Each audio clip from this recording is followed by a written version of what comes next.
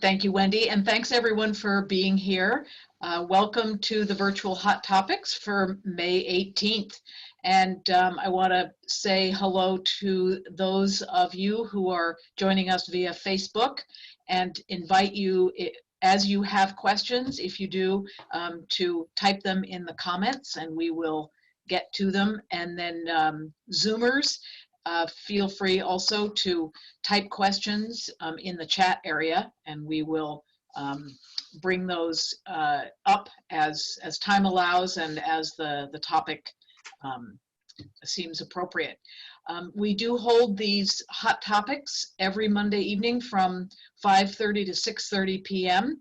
And we are interested in hearing from you if there are particular topics that you would like us to address in our future sessions. So I want to go directly to one of our guests this evening, Ashley Walker. She works for Nossaman consulting firm, governmental affairs, and has been working with us at the county on a couple of areas, legislative matters, and also looking for grants and other programs at the state level that might be appropriate for the county to participate in and help us with the work that we're doing and forward goals that the state has as well, and getting financial assistance to do it. So we really appreciate her. She's super knowledgeable on legislative and regulatory issues and works not just for counties, but also folks who work in education, housing, water, and sustainable communities issues. So she is going to talk to us tonight about how the governor's budget works and what the May revise looks like as it may affect the county. So I just really want to thank you, Ashley, for being with us, and I look forward to hearing you talk through how the governor's budget is likely to impact us here in Monterey County. It's kind of a Byzantine world, the budget world, and especially as you go between the state level and the counties and cities. So thank you for being here, and I'll turn it over to you. Thanks so much for your introduction, Supervisor Parker. I'm really happy to be joining you this evening. I think what I'll do is I'll start off with a bit of an overview about what the May revision budget looks like that the governor just released last week, how it directly impacts the county, and then maybe even highlight some of the specific items that the Board of Supervisors has prioritized as we're moving through how to address this COVID-19 pandemic. As you all have likely seen, the state budget or have heard, the state budget is starkly different from what the January budget proposal looked like. When the governor released the January budget, we were in a good place. We have no wall of debt right now as a state. We have a very flush rainy day fund of over $16 billion. And so things were looking good. The January budget had included all kinds of one-time funding and additional programs that we had the funds to be able to spend money in positive ways for the community and for counties and cities and local governments. Since then, obviously, we have seen a huge hit to the economy. We've entered into a recession given the COVID-19 pandemic. We're seeing and projecting about a 22.3% decline in revenues in the state budget for the May revision in comparison to how the January budget proposal looked. And that rapid loss of state funding is really given the personal income tax, corporate tax, and sales tax losses. That's the contributing factor of that 22.3% decline. The governor addressed the decline and how he would move forward to make sure that we do have a balanced budget as a state in a couple of different ways. Most importantly, during every press conference, and he's been working closely with Congress, has been stating that we need additional federal funds to be able to balance our state budget in a successful way moving forward. Because of that, the budget is put into a two-part budget, an area that he's calling a control area, in which if we were to receive federal funding, several of the proposed cuts would no longer need to be reduced in funding, and we could go along with a flat level of funding in certain areas should we receive federal aid. So he's been working closely with our congressional representatives in Washington, D.C. and the president and administration to note the intense need for some additional federal funding. And as you know, they are working on that as we speak.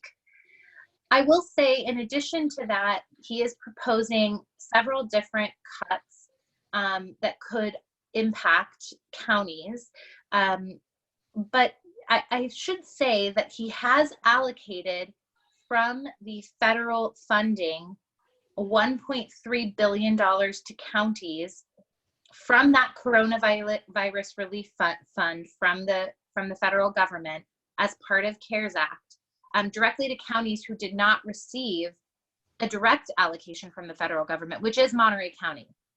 And the Board of Supervisors, including Supervisor Parker, had been very active in advocating for some additional direct funding from the state, from the CARES Act, because we were not a recipient of the direct allocation of CARES funding from the federal government. So that is something that's good news in the state, in the May revision. Even though, you know, we're seeing a lot of other cuts in several areas. One interesting proposal in the state budget that will impact counties is realigning the county responsibility for juvenile offenders from the Division of Juvenile Justice. It has been stated by the state that they will find funding to help offset those costs that will be implied to the county because of that realignment. Another one is they're negotiating the purchase of hotels for Project Room Key, and using that additional money that they receive from the Coronavirus Relief Fund to purchase those hotels to house individuals, homeless individuals who have been or are at risk of testing positive for COVID-19. And then another impact to the county is that the budget proposes the elimination of funding for the CalWORKs subsidized employment program. And that is one of the areas that's in that control piece of the budget. So if we were to receive federal aid, that cut would not be sustained. We would reinstate funding for that program. I will say, of all of the recessions that we're entering into, we are in a better place than some of the previous recessions that we've seen, in that we do not have a wall of debt, and that we do have over $16 billion in the rainy day fund. That is a pot of funding that the governor is going to be pulling from over the next 3 years to help balance the state budget. In the first year, he's planning to pull $7.8 billion this upcoming fiscal year to help balance the budget.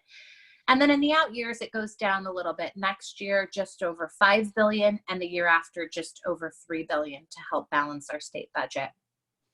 He did mention that he really does want to stick to some core values with his state budget and the cuts that they're choosing to put into place, even though no cuts are great.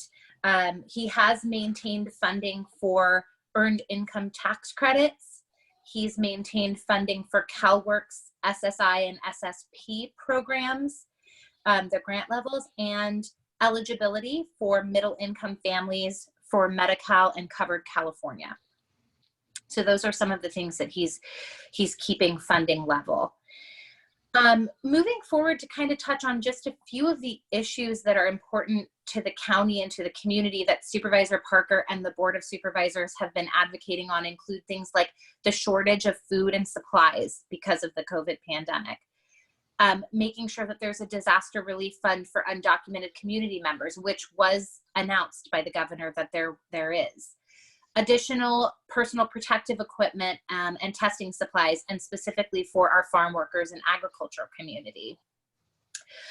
Requesting an executive order for November election to be by mail in addition to in person, which did happen. The governor and administration put an executive order out on that. We've also advocated on food emergency, just ensuring that folks have the appropriate food and supplies that they need. And then also have worked on advocating for additional trailers in the county to house individuals who are who cannot self-isolate if they've been tested positive for COVID-19. So the board has done a really great job of working with us here in Sacramento to ensure that our members in the state and the administration are aware of what the community really needs as we move forward looking at the budget. In terms of timeline, the legislature has until June 15th to pass a budget to the governor, which needs to be signed and put into place by June 30th. The Assembly and Senate are now going to be starting several hearings, even as of tomorrow, to discuss the specifics of the administration's proposals, come up with their own ideas, and we will have some sort of budget passed by June 15th to the governor. That's a brief overview, but I'm happy to answer any more specific questions that folks might have. Thank you. Thanks so much, Ashley. There is a question. Do you, or is there any feel in Sacramento as to whether some of the potential federal support might get tangled up in red state, blue state politics? Like, yeah, you know, so the governor's kind of his fund that, well, we'll spend it if we have to, but if we get the federal money, then we won't have to. What do we think the likelihood is that we'd be getting federal money? I think it's highly likely that we will receive additional federal dollars. I think that the governor has built a pretty decent working relationship with the president in talking to him about the needs in California. I think it was strategic of the governor to have a two-tiered approach to this budget that puts some additional pressure on the federal government and administration, saying, hey, you know, we wouldn't have to cut some of these programs if we receive federal dollars. And it shows Congress and the administration in DC what the actual impacts are to our community members and to our programs in California. So I think that was a smart move. But I do think it is likely that we'll receive additional funds. Thank you. And do you have a sense for what support or additional support may be coming, particularly from the federal government, to smaller cities and counties? So I think that they're trying to be extremely flexible with the dollars in terms of how you might utilize those locally based on what your community needs are. And I think that'll continue to be the trend. What we're seeing in the state budget is that counties are going to be receiving the dollars and going to be passing those through to the smaller cities. So if you're a city that's larger with over a 300,000 population, you're going to be receiving a direct allocation of state funds from the CARES Act.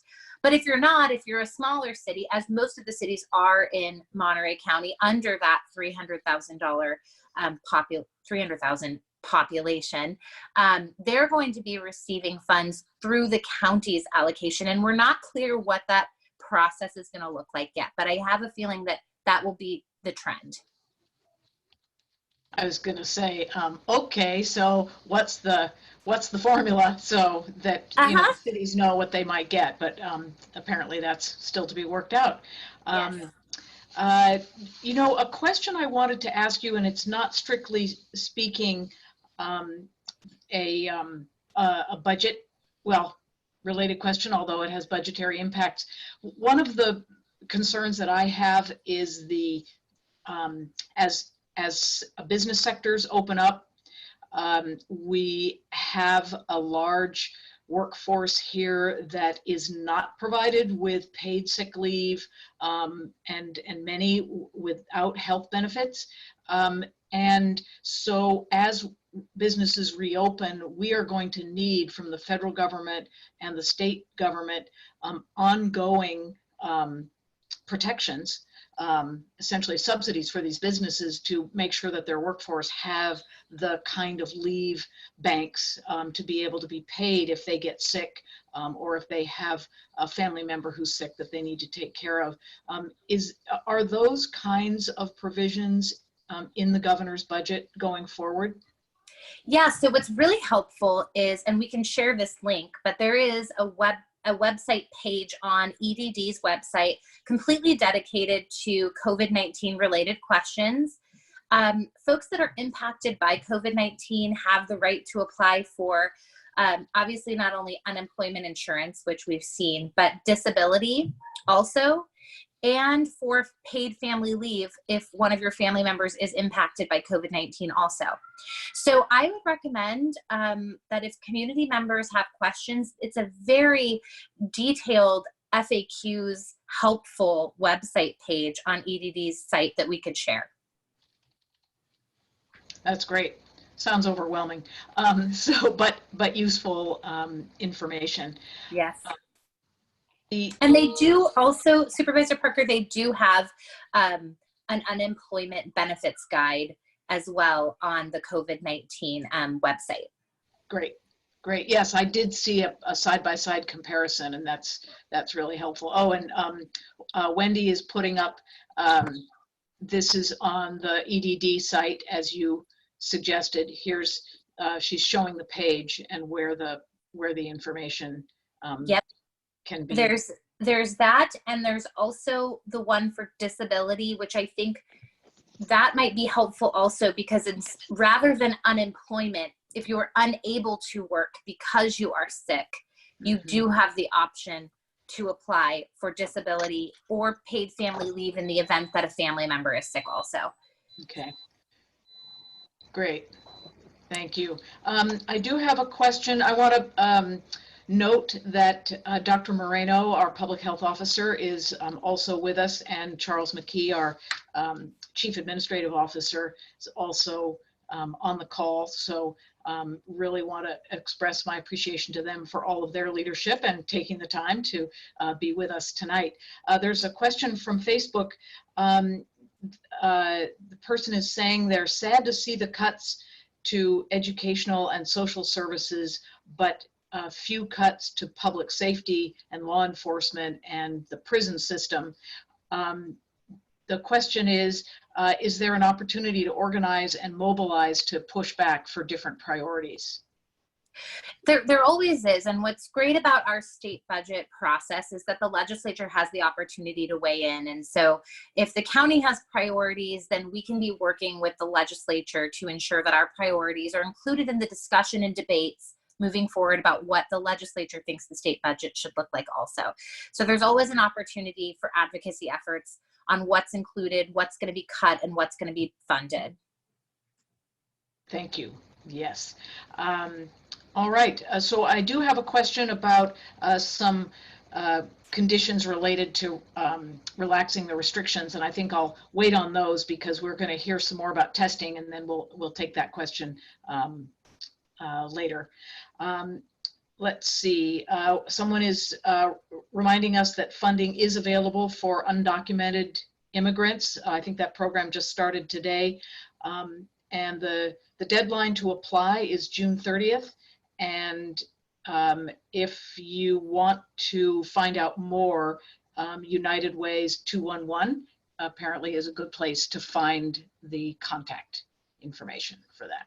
So thank you to our commenter there. Let's see, with protections for employees, how much onus will be placed on small business owners? So that's, I think you've kind of answered that in that it looks like the protections are really coming from state and federal programs by and large. Yeah, right? I would say so. I mean, I've definitely heard small businesses, you know, is quite different. So I've definitely heard of companies doing things differently, and they have the authority to run things how they'd like, but there is a safety net, at least from the state's perspective, in programs in which folks that are working at small businesses can still reach out and receive some benefits. Great, thank you. And so I'm mindful that you have a bribery scheme going on with your children there. They're screaming. Yeah, I was gonna say, once the sugar kicks in, we're not gonna have you much longer. So really appreciate you being here and really highlighting some of the priorities for Monterey County and reminding people that if there are other funding and cutting priorities that we would like to see, that we can still advocate for that with our elected representatives. Is there anything else that you wanted to highlight for us related to the budget, or any of the things happening in Sacramento that you think would be useful for people in our area to know? You know, I would just say that we're really monitoring how folks are moving into stage 2, further and further into stage 2, right? So the state has a statewide stay-at-home order that has been modified into stages. We're at that stage 2 level, and over 23 counties now have attested to move further into stage 2. So we're monitoring how other counties are doing that. We're monitoring what the guidelines are in terms of what the governor puts out. Just today, he put out a couple additional criteria on how to attest to move further into stage 2. So that's a hot topic right now. I think the website that Wendy is sharing right now is very helpful, very transparent. You can look at your county's plan. You can read through all of the guidance documents and how to ensure industries are complying with guidance documents so that you know you're safe as a community member when you enter an establishment. So I think that's something else that's a very hot topic in Sacramento right now. We're monitoring closely. Thank you. Thank you so much. And maybe, Wendy, you can put the link to the state's COVID-19 site in the chat so people have it. But yeah, you can see that there's lots of good information on the state's site, and they've got guidance for these various business sectors about what they need to do in order to be safe as they open up, both for their customers and for their workforce. So yes, and there are a couple of questions about the timeline and how all that's going to work, and we will get to that after our next guest. But Ashley Walker, thank you so much for being here with us and bringing us that really informed state perspective. Thank you so much for having me. I really appreciate it. All right. Great. And so now from the state level to the local, we're really pleased to have Lupe Rodriguez here from Planned Parenthood Marmonte. Planned Parenthood is partnering with Monterey Peninsula College and the county and a private laboratory to be able to create a testing site at the Monterey Peninsula College campus. And maybe I'll just, and actually maybe Wendy, you can put some of the information in the chat, but basically the site at Monterey Peninsula College is going to be open Monday through Thursday from 9 a.m. to noon, and then from 1 to 4 p.m. And I don't know, testing is available to all community members with or without symptoms, and no appointment is required. So anyway, I will let Lupe Rodriguez go into some of the details about this. This is really exciting news, because in the process of being able to relax some of the restrictions for the shelter-in-place order, we do as a community, as a county, need to have testing widely available and accessible to people.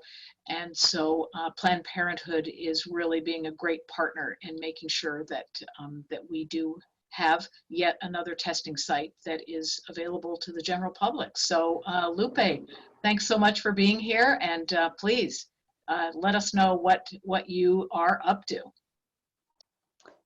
Hi, Supervisor Parker. Thank you for having me. As mentioned, I'm Lupe Rodriguez. I'm a representative from Planned Parenthood Marmonte, which is staffing the site that we are running at the Monterey Peninsula College.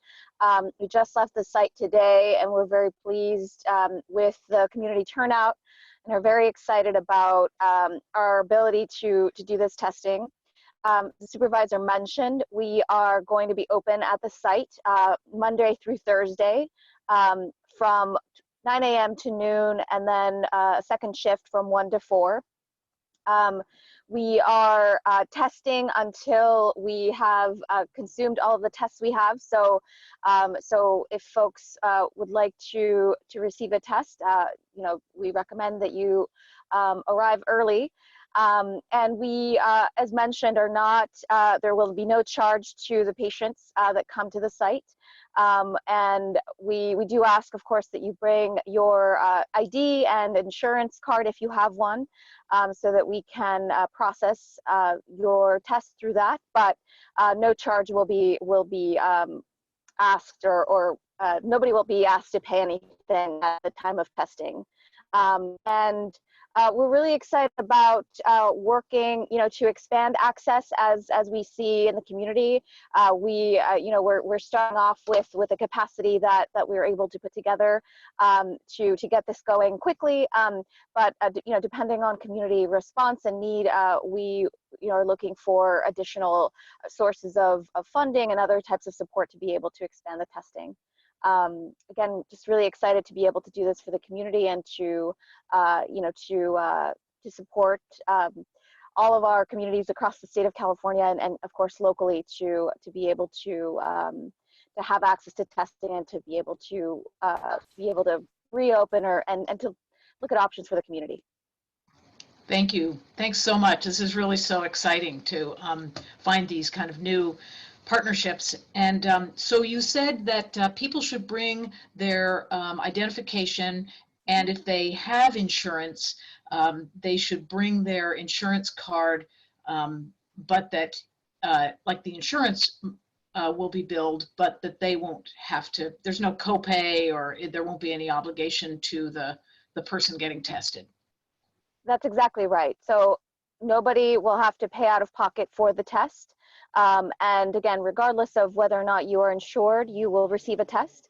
And so, but again, we ask that if you do have insurance, that you bring that with you. But again, no payment will be required for testing. That's great. Thank you. And so I have a sort of a random little question about this. I have a friend whose daughter has come from out of state to take care of her. She's elderly, and the daughter would like to be able to be tested. What do you recommend, if anything, in this kind of situation? Should, well, do you think that she would be allowed to be tested? Yes. We are not turning anybody away who shows up for testing. So yes, she would be eligible to be tested. There's a question here. What protection do the testers have? So I assume that means the people taking the swabs. This person says, I was surprised that the volunteers at the Watsonville test site only had surgical masks. The staff who are running the testing site for Planned Parenthood Marmonte at Monterey Peninsula College are all supplied with comprehensive PPE, personal protective equipment, sash guards, gowns, N95 face masks. So they all have full protection, and they have been trained at our site in Watsonville, at our health center in Watsonville, also at our health center site that we have, another drive-through testing site we have in Tracy, California, and at sites in Redwood City. So we have staff that has been trained, and that are our health center staff at our regular health centers across the state who are doing this work, and again, have full personal protective equipment. Thank you. There's a question about when is the first day of testing? So this week we are testing tomorrow, Tuesday, from 9 a.m. to noon, as I mentioned, and from 1 to 4, and Wednesday and Thursday of this week as well. And then we're hoping to be able to do the same thing next week, Monday through Thursday, so same schedule. Thank you. And then someone has a more detailed question about the insurance. If the test is billed to the insurance and no payment is required, is the billed amount going towards the patient's deductible? Our understanding is that in the state of California, all insurance plans are required to cover COVID-19 testing without a copayment and without a deductible. And so we have this information on our website if in our FAQs, the website that was just put on the screen. If you have any questions about insurance, you can email us at covid19testing@ppmarmonte.org. And again, that website or that email is also on our website, and get more information. But again, because of the state of California law, no person with insurance should be charged a copay or deductible for a COVID-19 test. Great, thank you. And Wendy has put that link in the chat. So anyone who needs the COVID-19 link to Planned Parenthood Marmonte, it's there. Thank you. So let's see.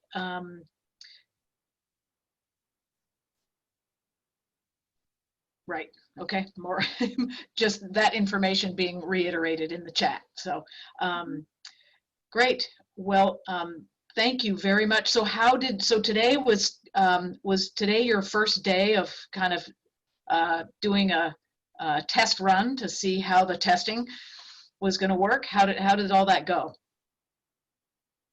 Yes, today was the first day. It was a test day, or so. Well, it was supposed to be our first test day, and it went well. We had a really great response from both first responders and essential workers who came by to be tested. We also had some community members who came by.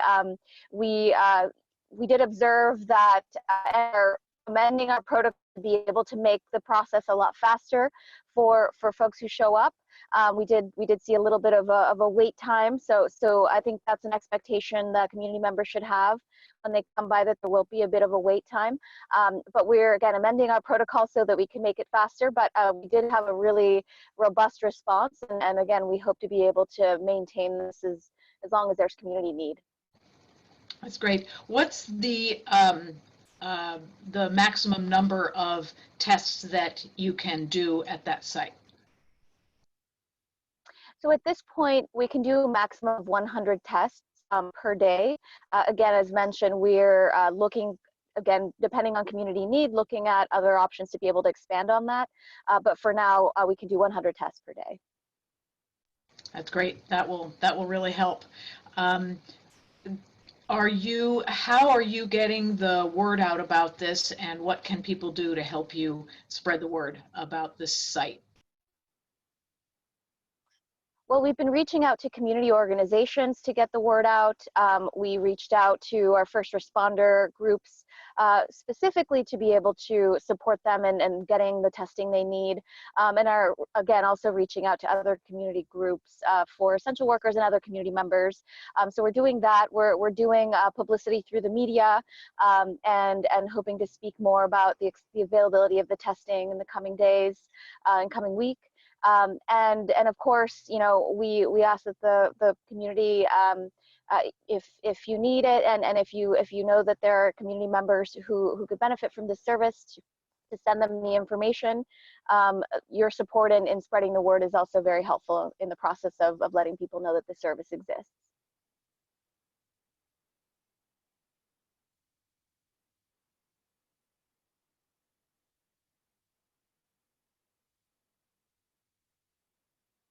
The site at Monterey Peninsula College is one of the testing sites in Monterey County where the testing is free and available to community members. There are two other sites that have also been set up in the last week or two. One is in the community of Alisal in Salinas at the Alisal High School gym. It will be there for a little bit more time. I'm not quite sure of the exact dates, but the school district is actually looking at ways to make their school site available to students maybe during the summer, so they may need us to get out of there, or the testing site to move to another spot. And then there's another testing site for community members in the community of Greenfield at the Monterey County Library. And Wendy is highlighting on the screen where these sites are. These three sites are currently the MPC, the Greenfield, and the Alisal sites are the ones where anyone in the community can get tests, and that the testing is being done at no charge. So that's important to remember. Lupe Rodriguez, thank you so much, and thank you to Planned Parenthood Marmonte for really making this happen here in our community. We really appreciate you. Thank you. We're really excited to be able to provide this service to our community. And thanks so much for being with us this evening. I'm going to move now to the topic that is on people's minds, I think, quite a bit today, which is it has to do with the state criteria for reopening. I had asked our colleagues at the county to provide weekly reports of what the criteria are and what that means for Monterey County and our progress along those lines. And I do know that there is a matrix that is tracking that, and that was based on the criteria that we knew of up until today. Now, today the governor has announced a slight shift in how those criteria are being looked at, and which ones and at what levels we're going to be held, what we're going to be held to in order to move more deeply into stage 2. So I know that we have Dr. Moreno on the Zoom call, and he may be the best one to speak to this if he doesn't mind. And if you would, Dr. Moreno, just talk a little bit about the shift in the criteria that has been laid out by the governor. And maybe now that I've said that, it would be, well, and you can talk about the other ones that do remain in place. I think that would be helpful for people to know about. Sure. Good evening, Supervisor. Hello, everyone. So this is Ed Moreno, Monterey County Health Officer. And yeah, so I can share that I and other health officers and directors of public health across California have been working with the state health officer. We've been meeting probably twice a week, looking at the indicators that the state has had put forth for counties to determine whether or not counties were ready to move further into the stage 2 of the governor's plan to release restrictions in California. And there's been a few changes that we were anticipating, and that on the indicators. And the first indicator is a group of epidemiologic criteria that have to be met. And basically one of the things that we have to be able to attest to is that that there's been minimal change to the hospitalization census. So we've been looking at that, and as I've shared in other meetings, our hospitalization rates have been pretty steady, and we haven't seen really much of an increase. We continue to have people hospitalized, and unfortunately people are still dying from COVID in Monterey County, but the hospitals aren't seeing a rise in the number of cases being admitted to their hospitals. So that's one criteria that's new, and I think that's one that there's a good chance we'll probably be able to meet that criteria when we completely finish our analysis of hospitalization over time. And then there's another criteria that can be met, and that is based on the number of cases, maximum daily cases of COVID in the last 14 days. But I think the first metric is probably what we're going to be using, Supervisor. Parker. And then there's the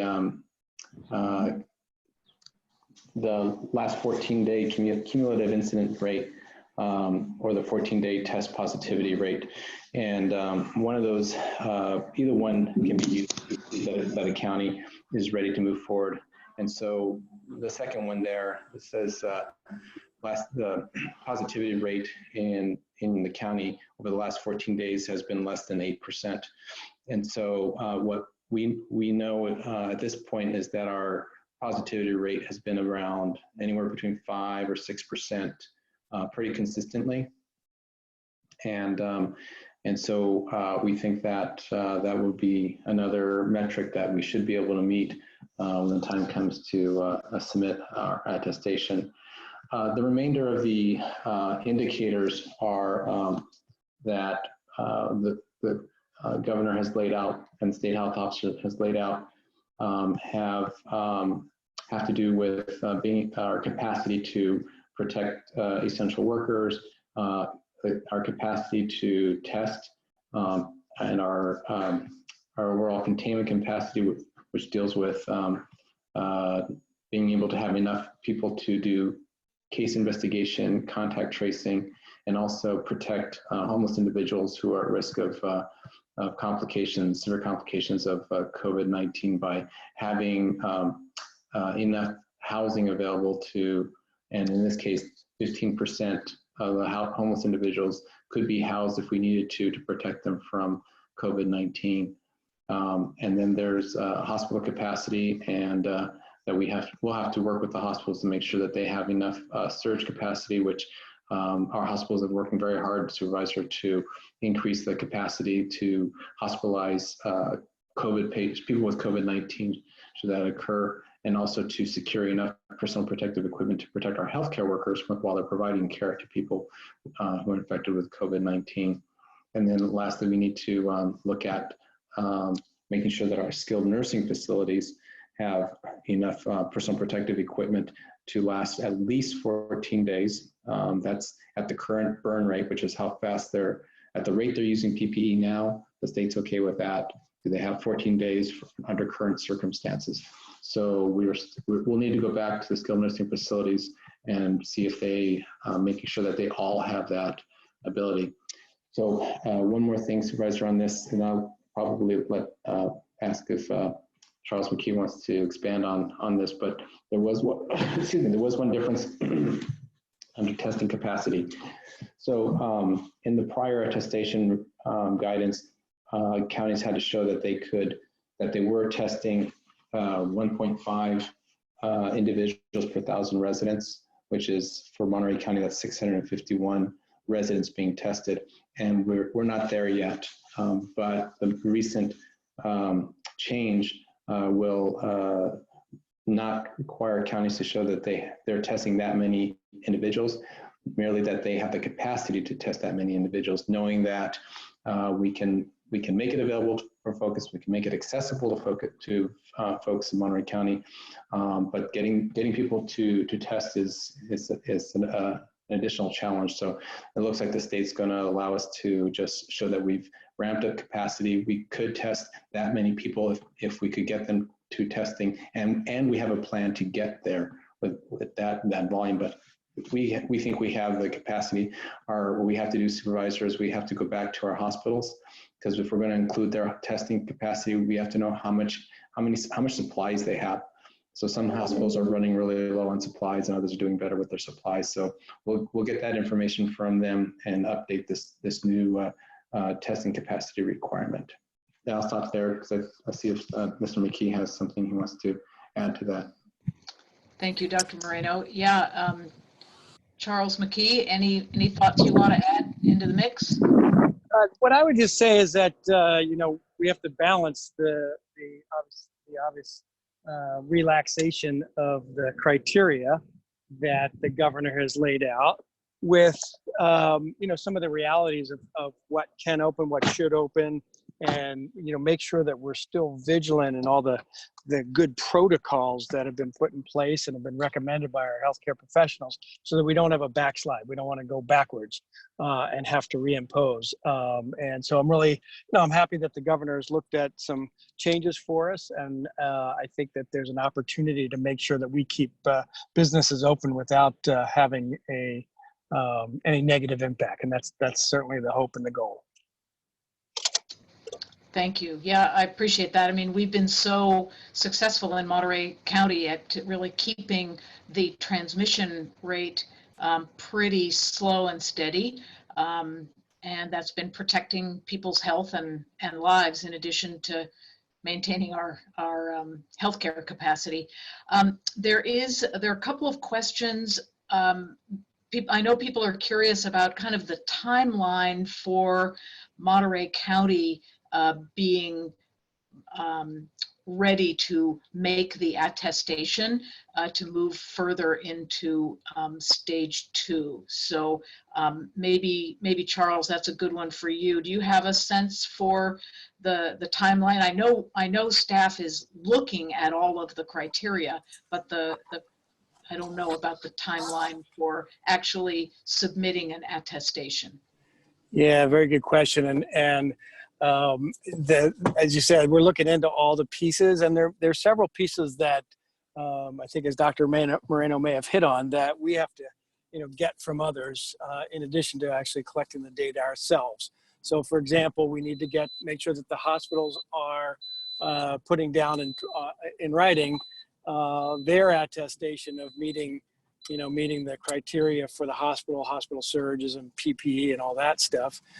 Same with skilled nursing facilities, the nursing homes. We want to make sure that everybody there has appropriate supplies and protection. So we'll be working with those entities to get that information.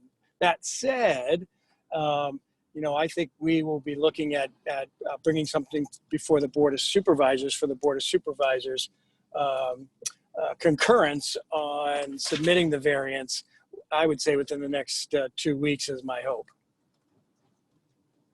Great, thank you. Of course, I can't guarantee it, because we have to fill in all the blanks. Right. No, it's but I think that's helpful in terms of giving people an idea of what you're thinking. There are a couple of questions, Dr. Moreno, about, there's one specifically on churches, and if you could maybe let people know what was put forward by the governor today in terms of what churches can and can't do, and maybe also whether that means that's the case in Monterey County, or is that something that will come once we do our attestation? Oh, thank you, Supervisor. So unfortunately, I've been in meetings all day, and I haven't been able to go to the governor's website or listen to his announcement. So I don't know what he had said about church services. Sorry about that. That's okay. Basically, what he said what he said was that no congregation gathering, but that churches could provide counseling. And that they could return to their offices like anyone else who is returning to offices. So and what I don't know, I can't remember because I wasn't listening that way. What I don't remember is whether that's like a statewide relaxation that people can just move to, or whether that is part of what is possible as we meet the criteria. So, so there was another question about being able to get haircuts and camps and schools and what those conditions are. And I think that may fall into the same category for you if you weren't able to follow the governor's what he put out. But that is, all of those things are exactly what the county staff, particularly the public health officer, will be looking at in the next few days and several weeks to figure out what are the what are the steps that can be taken here in Monterey County? There's a question about if restaurants are opening, can other people gather in small groups? And I think, Dr. Moreno, that speaks to the concept that I'm hoping you can put forth some guidance on as people are trying to figure out how to expand their circle of safety slightly, so that one term I liked is quarantine, or pods, or I think you called it a small stable group this morning. The people, I think, are ready to be able to have a little bit more in-person interaction, and are looking for the ways to do that safely. And so I think that's the question here of, can people gather in small groups? What's the guidance? Right, so from my understanding, under the governor's order, that's still not allowed. But I and other health officers in the Bay Area have been talking about what you just described. Some people refer to it as bubbles, pods. Small stable groups is a little more descriptive in that it kind of describes what really is the idea is here, and that is as we as a community get out to do more activities with social distancing, for example, and there is also recognition that there's benefits, social and emotional benefits from getting out, not just to go put gas in your car or to go grocery shopping or to go to see your doctor, but also just to see your friends and family. And so there's the social emotional benefit to that as well. And so some of the things that, some of the ideas that the health officer is looking at is how to maybe look at what I think New Zealand and other places have done, where small groups of individuals agree to meet, to socialize, to stay together and commit to that group and not join any other groups over a period of time. The idea there is if we move in that direction consistently, then if it's a small group and one person comes down with COVID-19, then everyone in that group would be considered exposed to COVID-19, but at least it's a small group. And if there's a cluster of COVID-19 because of it, it's a small cluster, a small group of people, rather than what happens at large group gatherings like concerts, for example, and indoor events where hundreds of people could be exposed. So it's a way of slowly expand. The concept is to slowly expand the size of groups that come together, but in a consistent way.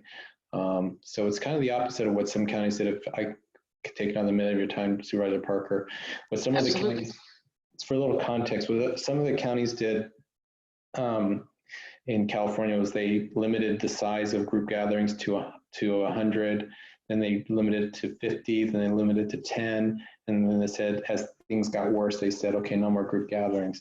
So if you start kind of unwind that, unravel it backwards, you start like bringing small groups back together, but a little more organized and with an intent to protect public health by keeping small groups of people together. So we're looking into that and trying to, we like to have as much as possible consistency among the among our regional counties, so that as families, as friends and families decide to pursue this, when we get there, they can cross county lines and understand how to do this effectively to minimize a number of people who might come down with COVID-19. Great, that's really helpful. Thank you very much. There's actually a question here about how much does Monterey County look to Santa Cruz County for consistency across the county lines? Are those two counties really in sync as going forward? So it sounds like you were saying that yes, that actually. Right. So as a body of public health practitioners, I meet once or twice a week with health officers from the Central Coast and the Bay Area, and parts of Northern California. So we meet to talk about things like this, from a public health perspective, what makes sense, how can we protect public health, but allow people to get out and do more of the things that they feel want to do and need to do. And so we learn a lot from each other, and there's a lot of good, I think, language, supervisor, that gets put into policies or orders or directives. But to answer your question specifically, yes, we do have a little more working relationship with Santa Cruz County, because we have communities and families that go back and forth between our counties. We have similar type of industries. We both share a coastline, and so there's a lot of similarities that we have. And so we do have quite a bit of interaction between the health officer and the health officers and directors of public health, as we look at a variety of things impacting public health, and specifically COVID-19. So the answer is yes, we work together. We have quite a few conversations, and before final decisions are made, and we'll often share what we're working on to make sure that this is something that's doable and consistent and can be interpreted and implemented across both counties.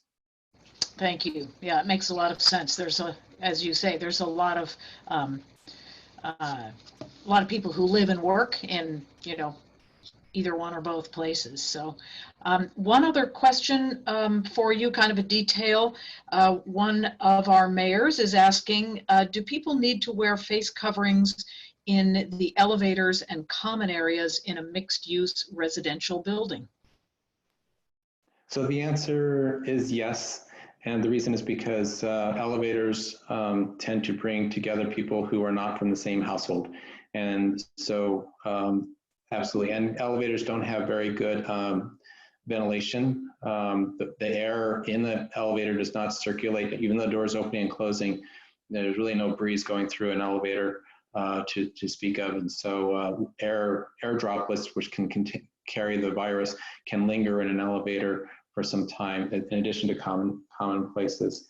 I would say one thing, if people are trying to figure out whether or not they have to wear a mask, if you're with your own household and you're outdoors, it's not necessary to cover your face, because you're with the people that you live with day in and day out. But when you get into close quarters, even if you're outdoors, like a narrow path and people are crossing paths, have that face covering ready to cover your face, and then when you pass people and you're with your household members, you could remove it again. And anything indoors, pretty much, if you're outside your home and you're indoor in a building, and it's a common area, then yeah. But if you're going to work and you have your own office and you can close the door, then you can remove your face covering. So if you have further questions, you can go to our county website and look at the face covering order that I had issued, and it has more details.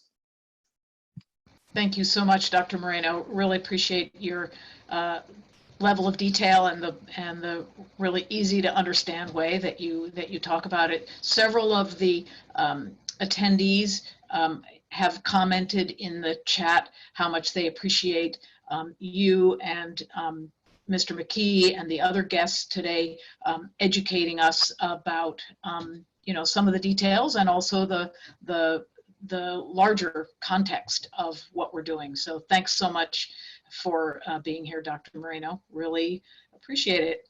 And we've come just about to the end of our time. I want to thank everyone for participating and being here. You can join us on Monday evenings at 5:30 until 6:30 every week for our virtual Hot Topics, and we'll have we try to provide the kind of information that that you need and want. And again, if you have any thoughts about topics that you'd like to have us cover, please let us know. Send an email, put it in the chat. And I will remind people that as the various guests have been talking, Wendy has been putting up on the screen the relevant websites and the web pages that give that information, so you can always go back and watch this recording on the Jane Parker YouTube site, or she also has been putting the information in the chat, the links to those pages. So the information is available for you when you want it.